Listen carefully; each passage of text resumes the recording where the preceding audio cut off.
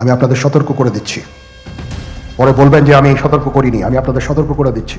সার্জিস আলমের সঙ্গে আলোচনা চলছিল এমন সময় পরিকল্পিতভাবে 40 থেকে 50 জন বৈষম্য বিরোধী ছাত্র আন্দোলনের কর্মীদের উপর হামলা চালিয়ে কয়েকজনকে গুরুতর আহত করা হয়। হেনস্থা হন সার্জিস আলম।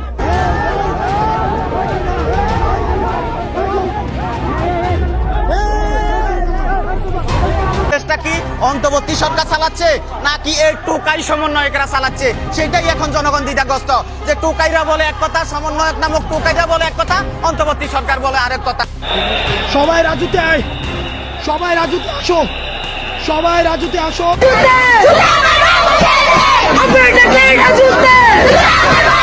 আজিজ আলম একসময় সমন্বয়ক, আর আজ ক্ষুদ্র শিক্ষার্থীদের রোষণলে পরপর দুইবার গণে পেটুনির শিকার তিনি। প্রথমেই হেনস্থা, তারপর চরম প্রতিক্রিয়া। তাদের বক্তব্যে এরা ছাত্র সমন্বয়ক নামে এক প্রকার কুলাঙ্গা। আমার ভাই এখনো হাসপাতালে পড়ে আছে, অথচ তারা শুধু দলীয় স্বার্থ নিয়ে ব্যস্ত। তাদের স্বৈরাচারী আচরণ স্পষ্ট, তাদের ডমিনেট করার স্বভাব স্পষ্ট। মর্গে এখনো আমার ভাইয়ের লাশ পড়ে আছে, শত শত বেওয়ারিশ দাফন হয়েছে, হসপিটালে এখনো আমার ভাই কাতরাচ্ছে। এসব উপেক্ষা করে হাজার ভাইয়ের লাশের উপর দাঁড়িয়ে কাউকে রাজনীতি করতে আমরা দেব না।